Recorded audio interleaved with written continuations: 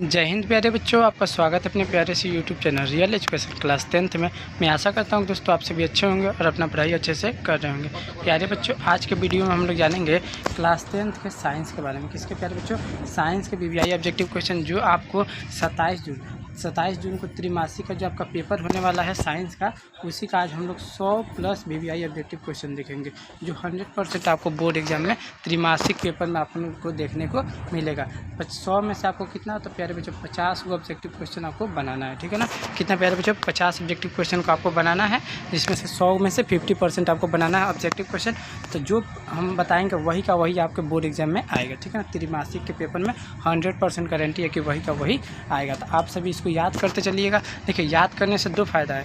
एक तो आपका फाइनल एग्जाम में वार्षिक जो पेपर होगा आगे साल 2026 में, जो आपका आगे साल पेपर होगा, उसमें कम से कम 20 नंबर का, ठीक है ना। इसमें से 20 नंबर का, ठीक है ना, ऑब्जेक्टिव क्वेश्चन रहेगा। 20 का ऑब्जेक्टिव क्वेश्चन इसमें से रहेगा, तो आप सभी का 20 नंबर भी क्लियर हो जाएगा। तो आप सभी इस वीडियो को शुरू से लेकर अंत तक बने रहिएगा। अगर चैनल पर नया है तो चैनल को सब्सक्राइब कर दीजिएगा, साथ में बेल आइकन को भी ऑल पे सेट कर दीजिए, जिससे आने वाली वीडियो का नोटिफिकेशन सबसे पहले आप तक पहुँचे। आइए प्यारे बच्चों, बिना देर के इस क्लास को हम लोग शुरू करते हैं। देखिए, इसमें कितना, इसमें 80+ रहेगा, ठीक है ना।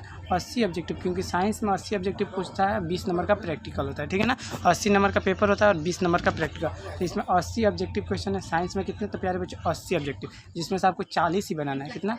40 ही। और ये क्या है? 100% वायरल पेपर है। देख लीजिएगा, ये 100% वायरल है। और टाइप कौन सा है, तो ऑब्जेक्टिव ये टाइप क्वेश्चन है। तो आइए प्यारे बच्चों, अब देखते हैं कौन से क्वेश्चन है जो आपके बोर्ड एग्जाम में पूछे जाएंगे। कि आपका प्रश्न संख्या 1 कह रहा है कि निम्न में से कौन सा पदार्थ लेंस बनाने के लिए प्रयुक्त नहीं किया जाता है। लेंस बनाने के लिए प्यारे बच्चों कौन सा ऐसा पदार्थ जो आपको प्रयुक्त नहीं किया जाता है, तो मिट्टी। याद रखिएगा, क्या? तो मिट्टी याद रखिएगा, ठीक है ना। मिट्टी आपको लेंस बनाने के लिए प्रयुक्त नहीं होता है। तो ऑप्शन नंबर डी आपका सही जवाब हो जाएगा। अगला प्रश्न है 2 नंबर, निर्गत किरण और अभिलंब के बीच कौन सा कोण बनता है।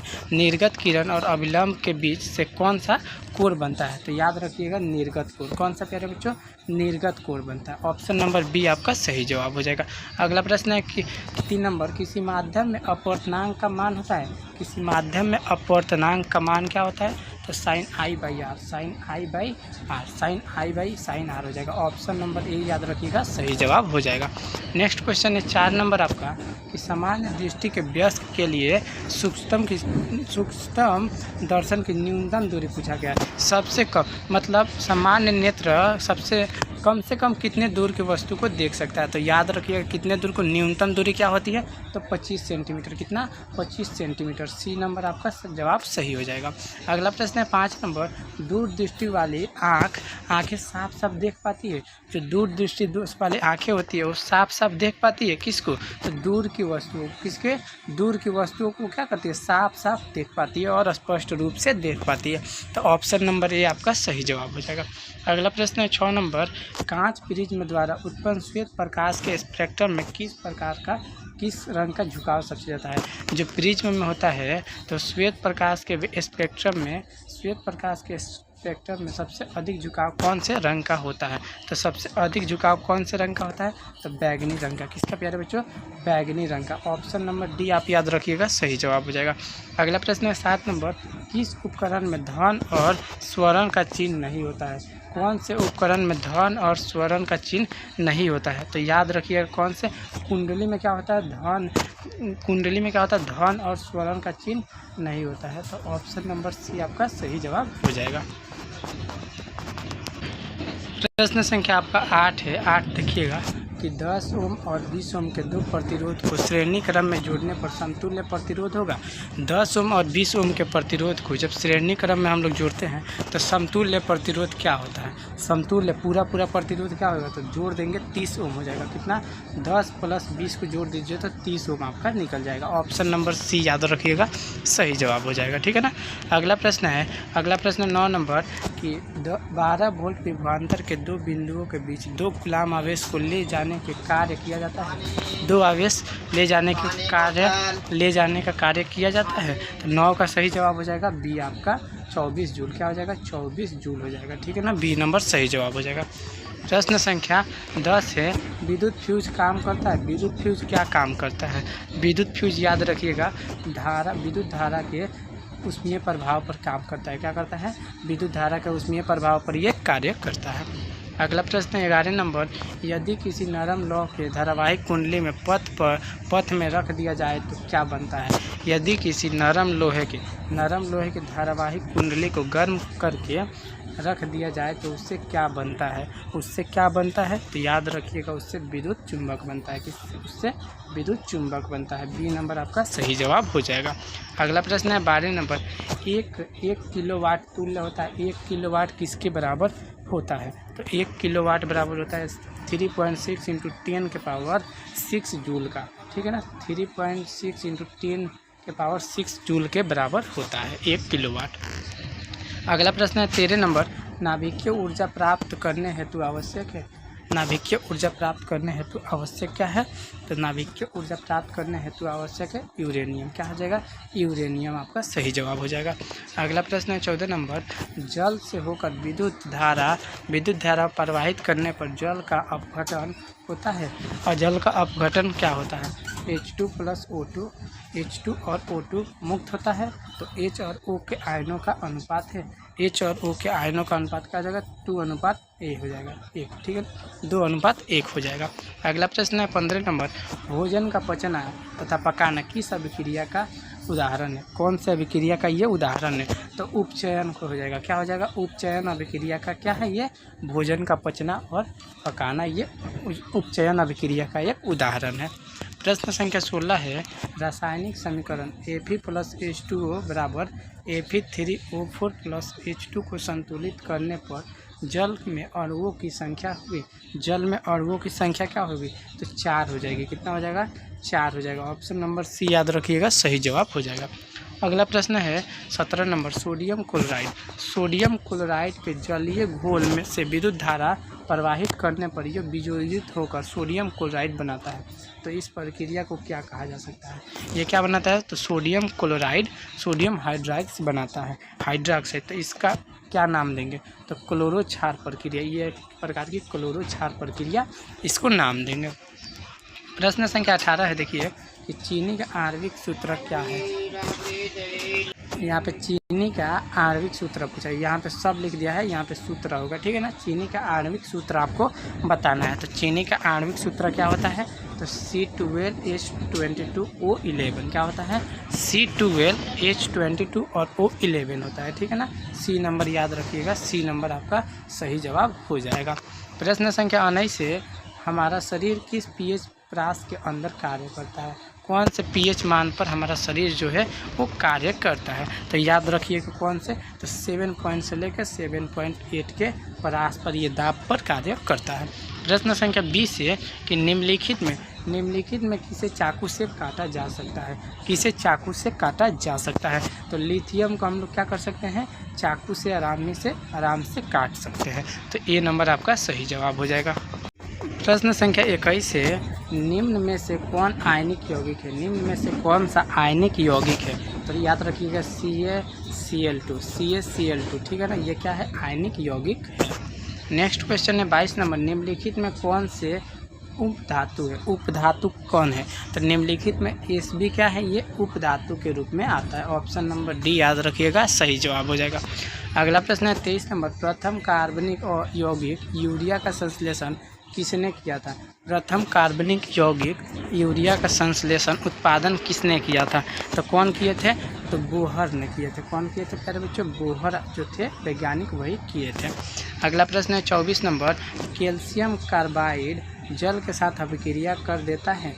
जब कैल्शियम कार्बाइड जल के साथ अभिक्रिया करके क्या करता है? तो ये एथाइन अम्ल का निर्माण करता है। किसका? एथाइन अम्ल का ये निर्माण करता है। प्रश्न संख्या 25 है, निम्नलिखित में कौन समवायी है? निम्नलिखित में कौन समवायी है? तो याद रखिएगा C2H5OH और CH3OH3, ये हो जाएगा सी नंबर आपका सही जवाब हो जाएगा। प्रश्न संख्या 26 से वर्ग ए के तत्व कहलाते हैं।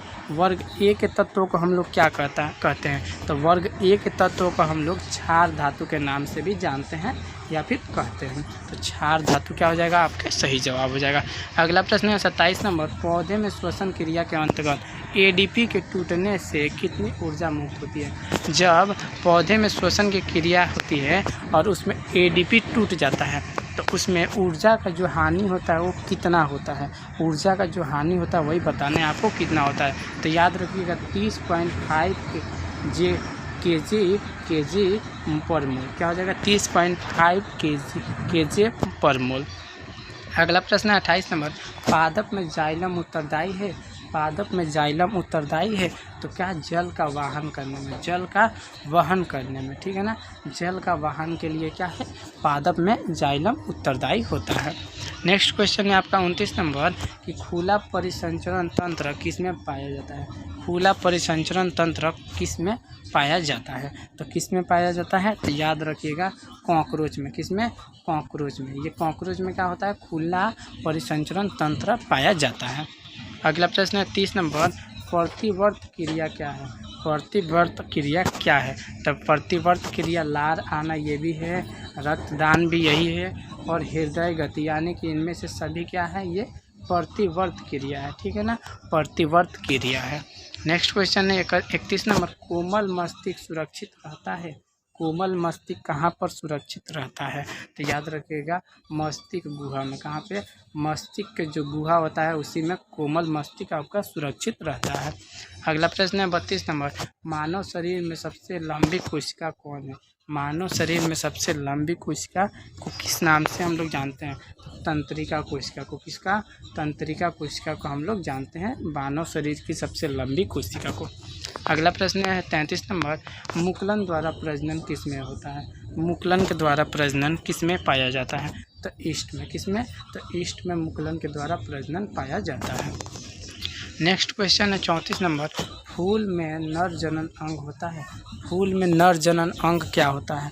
फूल में नर जनन अंग क्या होता है? तो पुंकेसर होता है। क्या होता है? पुंकेसर। ऑप्शन नंबर ए आपका सही जवाब हो जाएगा। अगला प्रश्न है 35 नंबर। 35 नंबर देखिएगा प्रश्न, मनुष्य के 22 जोड़े क्रोमोसोम को क्या कहते हैं? मनुष्य के 22 जोड़े क्रोमोसोम को हम लोग क्या नाम से जानते हैं? तो मनुष्य के 22 जोड़े क्रोमोसोम को हम लोग क्या कहते हैं? तो याद रखिएगा क्या कहते हैं हम लोग? तो उसे कहते हैं ऑक्टोसोम। ऑक्टोसोम, ठीक है ना। नेक्स्ट क्वेश्चन है 36 नंबर, पक्षी और चमगादड़ के पंख है। पक्षी और चमगादड़ के पंख कैसे होते हैं? तो याद रखिएगा समजात। समजात यानी कि सेम पक्षी और चमगादड़ के जो पंख होते हैं समजात अंग होते हैं। अगला प्रश्न है 37 नंबर, प्राथमिक उपभोक्ता कहलाते हैं। प्राथमिक उपभोक्ता क्या कहलाते हैं? तो शाकाहारी कहलाते हैं। क्या कहलाते हैं? शाकाहारी को हम लोग प्राथमिक उपभोक्ता के नाम से जानते हैं। अगला प्रश्न है 38 नंबर, ओजोन के एक अणु में परमाणु संख्या होती है। ओजोन के एक अणु में कितने परमाणुओं की संख्या होती है? तो 3 को। कितना प्यारे बच्चों? 3 को। सी नंबर आपका सही जवाब हो जाएगा। अगला प्रश्न है 39 नंबर, पेट्रोलियम का उपयोग होता है। पेट्रोलियम का उपयोग कहाँ पे करते हैं? तो मोटर वाहन में भी, जलयान में भी और वायुयान में भी, यानी कि इनमें से सभी में हम लोग क्या करते हैं? पेट्रोल का उपयोग करते हैं। तो ऑप्शन नंबर डी आपका सही जवाब हो जाएगा। अगला प्रश्न है 40 नंबर, कोयला का मुख्य स्रोत क्या है? कोयला का मुख्य स्रोत क्या है? तो पौधे, ठीक है। क्या है? तो कोयला का जो मुख्य स्रोत क्या होता है? तो पेड़ पौधा से क्या होता है? जलीय जीव, चट्टान। देखिए जलीय जीव भी हो जाएगा, तो कोयला का मुख्य स्रोत क्या आ जाएगा? जलीय जीव, पौधे, चट्टान, इनमें से सभी हो जाएगा। ऑप्शन नंबर डी आपका सही जवाब हो जाएगा। आपका प्रश्न संख्या 41 है, निम्नलिखित में कौन सा पद विद्युत परिपथ में विद्युत शक्ति को निरूपित करता है? तो कौन सा पद जो है विद्युत परिपथ को विद्युत शक्ति में निरूपित करता है, यानी कि बदलने का कार्य करता है? तो याद रखिएगा आई स्क्वायर आर। क्या हो जाएगा? आई स्क्वायर आर जो होता है वो विद्युत परिपथ को विद्युत शक्ति में बदलने का कार्य करता है। नेक्स्ट क्वेश्चन है 42 नंबर, तांबे की तार की एक आयताकार कुंडली किसी चुंबकीय क्षेत्र में घूर्णन कर रही है।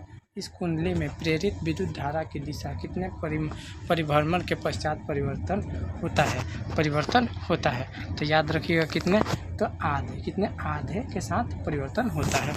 नेक्स्ट क्वेश्चन है 43 नंबर, निम्नलिखित में कौन से पुनरुद्र भवन का उदाहरण है। पुनरुद्र भवन का उदाहरण कौन सा है, तो अमीबा है। क्या हो जाएगा, अमीबा हो जाएगा, ठीक है ना। ऑप्शन नंबर बी आपका सही जवाब हो जाएगा। अगला प्रश्न है 44 नंबर, कौन सा अजैव निम्नीकरण कचरा है। कौन सा अजैव निम्नीकरण कचरा है, तो याद रखिएगा थर्मोकोल। थर्मोल का क्या है, ये अजैव निम्नीकरण एक कचरा है। नेक्स्ट क्वेश्चन है 45 नंबर, टिंडल प्रभाव प्रकाश की कौन सी परिघटना को प्रदर्शित करता है। टिंडल जो प्रभाव होता है प्रकाश की कौन सी परिघटना को ये अपने तरफ प्रदर्शित करता है या फिर आकर्षित करता है। तो याद रखिएगा प्रकाश के प्रकीर्णन को, प्रकाश के ये प्रकीर्णन को क्या करता है, अपनी तरफ प्रदर्शित करने का कार्य करता है। नेक्स्ट क्वेश्चन है 46 नंबर, पुष्प का नर जननांग कहलाता है। पुष्प का नर जननांग अंग क्या कहलाता है, तो पुंकेसर। ये क्वेश्चन 2 बार रिपीट हो चुका है, पुंकेसर कहलाता है। नेक्स्ट क्वेश्चन है 47 नंबर, विरंजक चूर्ण का रासायनिक सूत्र। देखिए कितना प्यारा सा क्वेश्चन पूछा है विरंजक चूर्ण का, तो CaOCl2 ये आपका सही जवाब हो जाएगा, बी नंबर आपका करेक्ट आंसर हो जाएगा। अगला प्रश्न है 48 नंबर, निम्नलिखित में कौन गंगा प्रदूषण के लिए उत्तरदायी नहीं है। गंगा प्रदूषण के लिए उत्तरदायी नहीं है, तो गंगा में मछलियों का पालना ये क्या है, गंगा प्रदूषण के लिए उत्तरदायी नहीं है। क्योंकि जब जिस भी तालाब या फिर पोखरे या फिर नदी, कुछ भी समुद्र में जहाँ पे भी मछली पाई जाएगी वो पानी क्या होता है, गंदा नहीं हो सकता, ठीक है ना। तो गंगा में मछली पालना ये क्या है, उसके लिए एक अच्छा है, ठीक है ना, प्रदूषण से मुक्त है। नेक्स्ट क्वेश्चन है 49 नंबर, प्रश्न संख्या 49 से, दांतों को साफ करने के लिए दंत मंजक प्राय होता है। तो जो हम लोग दंत मंजक का यूज करते हैं वो कैसा होता है, तो याद रखिएगा क्षारीय होता है। क्या होता है वो, क्षारीय होता है, ठीक है ना। ऑप्शन ए आपका सही जवाब हो जाएगा।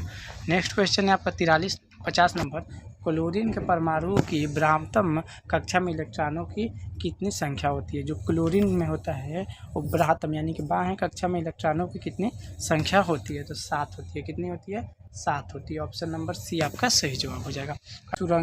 सुरंगम किस राज्य की जल संग्रह व्यवस्था है। सुरंगम तो किस राज्य की ये क्या है, एक व्यवस्था है, तो केरल राज्य की ये क्या है, एक व्यवस्था है।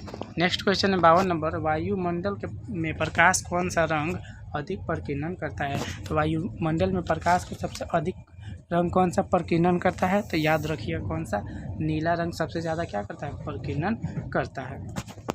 देखिए जिसका प्रकीर्णन ज़्यादा होगा उसका तरंगदैर्घ्य उतना ही कम होता है, ठीक है ना। अगला प्रश्न है 53 नंबर, विद्युत आवेश का स्थायी मात्रक क्या है। विद्युत आवेश का स्थायी मात्रक क्या हो जाएगा, तो विद्युत आवेश का स्थायी मात्रक कूलम्ब होता है। क्या होता है, कूलम्ब होता है। ऑप्शन नंबर डी याद रखिएगा, सही जवाब हो जाएगा।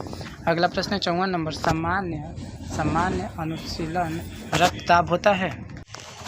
तो सामान्य अनुशीलन रक्तदाब क्या होता है, तो 80 होता है। कितना होता है, 80 होता है, ठीक है ना। ऑप्शन नंबर ए आपका सही जवाब हो जाएगा। अगला प्रश्न है, इनमें से कौन सा पादप हार्मोन है। निम्नलिखित में से कौन सा पादप हार्मोन के रूप में है, तो साइटोकाइनिन। क्या हो जाएगा, साइटोकाइनिन। ऑप्शन नंबर डी आपका सही जवाब हो जाएगा। अगला प्रश्न है 56 नंबर, चालक का प्रतिरोध निर्भर नहीं करता है। चालक का प्रतिरोध किस बात पर निर्भर नहीं करता है, तो चालक में प्रवाहित विद्युत धारा पर। चालक में प्रवाहित विद्युत धारा पर यह निर्भर नहीं करता है। अगला प्रश्न है 57 नंबर, धोबिया सोडा का रासायनिक सूत्र बनाइए। बताइए जो धोने वाला सोडा होता है उसका रासायनिक सूत्र बताना है। तो याद रखिएगा Na2CO3OH2, ठीक है ना। क्या हो जाएगा, बी नंबर आपका सही जवाब हो जाएगा। अगला प्रश्न है 58 नंबर, रुधिर का कौन सा अवश्य रक्त स्राव को रोकने में मदद करता है। रक्त स्राव को रोकने में रुधिर का कौन सा भाग जो है रक्त स्राव को रोकने में मदद करता है, तो याद रखिएगा प्लेटलेट क्या करता है, ये रुधिर के रक्त स्राव को रोकने में मदद करता है। इसका सही जवाब क्या हो जाएगा, 58 का सही जवाब हो जाएगा प्लेटलेट, ठीक है ना। नेक्स्ट क्वेश्चन है 59 नंबर आपका, निम्नलिखित में कौन सा निम्नलिखित में कौन सा जीवाणु जनित रोग नहीं है? जीवाणु के द्वारा होने वाला रोग नहीं है, तो याद रखिएगा मस्सा जो होता है वो जीवाणु के द्वारा आपका नहीं हो सकता, ठीक है ना। नेक्स्ट क्वेश्चन है 60 नंबर, निम्नलिखित में कौन सा पर्यावरण अनुकूलन है? अनुकूलन नहीं है, यानी कि पर्यावरण का प्रतिकूलन, ठीक है ना। तो कौन सा पर्यावरण का अनुकूलन नहीं है? तो याद रखिएगा मोटरसाइकिल से चलना, ये क्या है? मोटरसाइकिल से चलना, ये क्या है? पर्यावरण का अनुकूलन नहीं है। क्या है? अनुकूलन नहीं है, ठीक है ना। 61 नंबर प्रश्न को देखिएगा, निम्नलिखित में से किस धातु का गलनांक सबसे कम होता है? कौन से धातु का गलनांक जो है सबसे ज़्यादा कम होता है? तो N यानी कि सोडियम का गलनांक सबसे कम होता है, सोडियम जल्दी नहीं गलता है।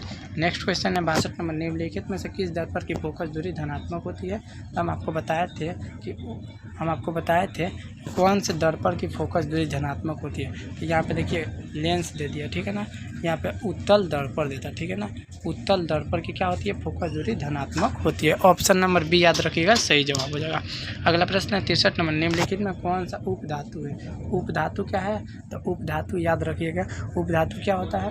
जेड, ठीक है ना, ठीक है ना। Ze क्या हो जाएगा? Ge क्या हो जाएगा? आपका एक उपधातु हो जाएगा।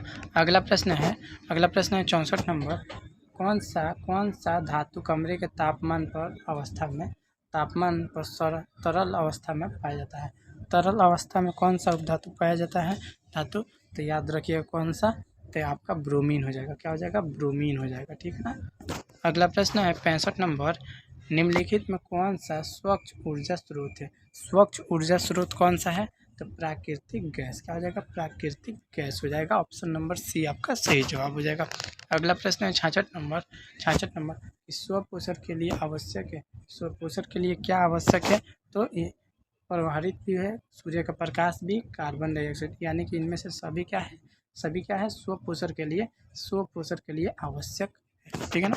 अगला प्रश्न है 67 नंबर, निम्नलिखित में कौन सा संबंध सत्य है? तो संबंध तो V बराबर आई, V बराबर क्या होता है? V बराबर क्या होता है? IR, V बराबर क्या होता है? तो IR होता है। तो ऑप्शन नंबर सी आपका जो जवाब है सत्य है। अगला प्रश्न है आपका 68 नंबर, निम्नलिखित में कौन सा एक लिंगी पुष्प है? एक लिंगी पुष्प कौन सा हो जाएगा? तो एक लिंगी पुष्प हो जाएगा पपीता। क्या हो जाएगा? पपीता हो जाएगा। अगला प्रश्न है 67 नंबर, 69 नंबर आपका प्रश्न है, देखिएगा कि निम्नलिखित में कौन एक लिंगी जंतु के बारे में पूछा गया है? तो केचुआ क्या होता है? एक लिंगी जंतु होता है।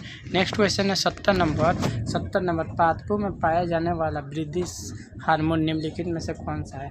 जो वृद्धि के लिए हार्मोन सबसे ज़्यादा क्या होता है? उत्तरदायी होता है, वो कौन सा हार्मोन है? तो जिब्रेलिन क्या है? एक तरह का हार्मोन है जो आपको वृद्धि करता है। नेक्स्ट क्वेश्चन है 71 नंबर, कौन सा हाइड्रोकार्बन सबसे तरल यौगिक है? कौन सा हाइड्रोकार्बन सबसे ज़्यादा तरल यौगिक है? तो मीथेन हो जाएगा। क्या हो जाएगा? मीथेन आपका सबसे सरल हाइड्रोकार्बन यौगिक माना जाता है। अगला प्रश्न है 72 नंबर, संगमरमर का रासायनिक सूत्र बताइए। संगमरमर का रासायनिक सूत्र आपको बताना है। तो संगमरमर का रासायनिक सूत्र क्या होता है? तो CO3 होता है, ठीक है ना। संगमरमर का रासायनिक सूत्र क्या हो जाएगा? CaCO3 हो जाएगा आपका। नेक्स्ट क्वेश्चन है आपका 73 नंबर कि किसी अंतरिक्ष यात्री को आकाश कैसा प्रतीत होता है? तो नीला आपको अंतरिक्ष यात्री को आकाश कैसा प्रतीत होता है? तो नीला प्रतीत होता है। नेक्स्ट काला प्रतीत होता है, ठीक है ना। आकाश वाले व्यक्ति को काला प्रतीत होता है। अगला प्रश्न है मेरुरज्जु निकलता है। मेरुरज्जु किससे निकलता है? तो याद रखिएगा प्रमस्तिष्क से। किससे? मस्तिष्क का ये एक भाग है प्रमस्तिष्क। अगला प्रश्न है 75 नंबर, अतिभारण के समय विद्युत परिपथ में विद्युत धारा का मान क्या होता है? अतिभारण के समय विद्युत परिपथ में विद्युत धारा का मान क्या होता है? तो परिवर्तित नहीं होता है, ठीक है ना। परिवर्तित नहीं होता है, ठीक है ना। परिवर्तित नहीं होता है, जैसा कि रहता है वैसा अतिभारण के समय। तो अतिभारण के समय क्या हो जाता है? विद्युत धारा का मान बहुत ज़्यादा, एक लघुपतन और अतिभारण तो बहुत कम हो जाता है। ऑप्शन नंबर ए आपका सही जवाब हो जाएगा। अगला प्रश्न 76 नंबर, किसी कोष में इलेक्ट्रॉन की अधिकतम संख्या है?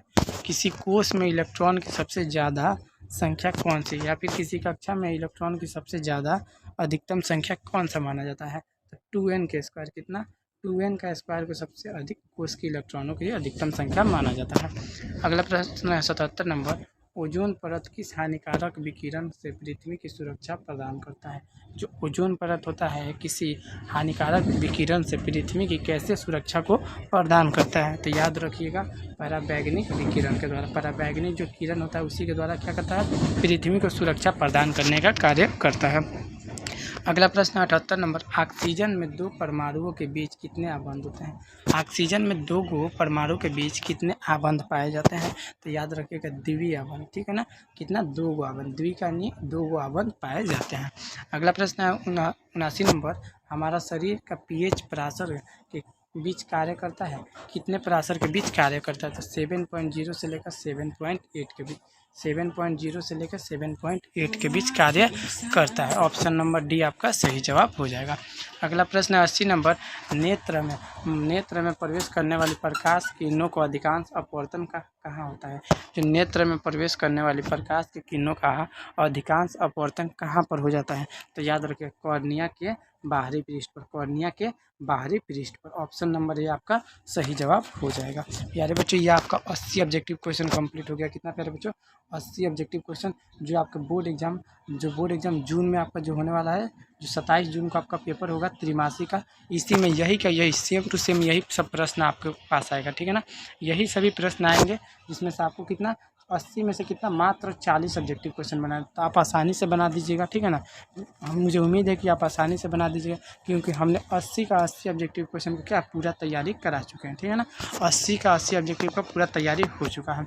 आप इसका PDF नोट्स लेना चाहते हैं तो PDF नोट्स भी आपको फ्री में मिल जाएगा। PDF नोट्स कैसे मिलेगा आइए बताते हैं। देखिए, सबसे पहले आपको इस वीडियो को लाइक कर देना है, चैनल पे नए हैं तो चैनल को सब्सक्राइब करके अपने दोस्तों के पास इस वीडियो को ज़्यादा से ज़्यादा शेयर कीजिए, ठीक है ना, शेयर कर दीजिएगा। फिर आपको क्या करना है, इस वीडियो को आपको डिस्क्रिप्शन बॉक्स को चेक करना है। क्या डिस्क्रिप्शन बॉक्स को आपको चेक करना है, उसमें आपको एक व्हाट्सअप ग्रुप का लिंक मिलेगा। किसका, तो व्हाट्सअप ग्रुप का एक आपको लिंक मिलेगा, उसी पर आपको सिर्फ क्लिक कर देना है। क्लिक कर दीजिएगा, आप व्हाट्सअप ग्रुप में हमारे ज्वाइन हो जाइएगा, आपको PDF नोट्स मिल जाएगा, ठीक है ना। फिर PDF नोट्स आपको दे दिया जाएगा, ठीक है। तो आप ज़रूर से PDF नोट्स लीजिएगा, है ना। अगर आपको कोई भी इसमें से प्रश्न दिक्कत लगता है, ठीक है ना, नहीं बनता है तो आप कमेंट कर सकते हैं, ठीक है ना। कोई भी प्रश्न समझ में नहीं आता है तो इसमें से आप कमेंट करके हमें बताइएगा, हम आपका उत्तर देने का प्रयास पूरा करेंगे, ठीक है ना, पूरा प्रयास करेंगे। अगर आप देखिए 26 जून को आपका पेपर स्टार्ट होने वाला है, ठीक है ना। 26 जून को हिंदी का और संस्कृत का पेपर होगा, ठीक है ना, हिंदी और संस्कृत का। तो उसका वीडियो बन चुका है, अगर आप नहीं देखे हैं तो जाकर लिंक डिस्क्रिप्शन में है, जाकर अभी से देख लीजिए, ठीक है ना। सभी का वीडियो बन चुका है। साइंस का बाकी था तो साइंस का भी आज बन गया, ठीक है ना। साइंस यानी कि विज्ञान का जो आपका भी बाकी था उसका भी 80 ऑब्जेक्टिव क्वेश्चन का वीडियो बन चुका है। तो इसमें से आपका तो एकदम है कि देखिए 40 का तो 40 लड़ेगा ही लड़ेगा, और जो आपका बोर्ड एग्ज़ाम फाइनल जो बोर्ड एग्ज़ाम होगा 2026 में, उसमें भी आपको 15 से 20 ऑब्जेक्टिव क्वेश्चन देखने को मिलेंगे, ठीक है ना। तो मैं जो भी प्रश्न देता हूँ एकदम BBI ऑब्जेक्टिव क्वेश्चन चुन कर ला के देता हूँ, जो 100% आपके बोर्ड एग्ज़ाम में लड़ेगा तो लड़ेगा। तो ठीक है प्यारे बच्चों, मिलते हैं एक नए वीडियो में, तब तक के लिए जय हिंद, जय भारत।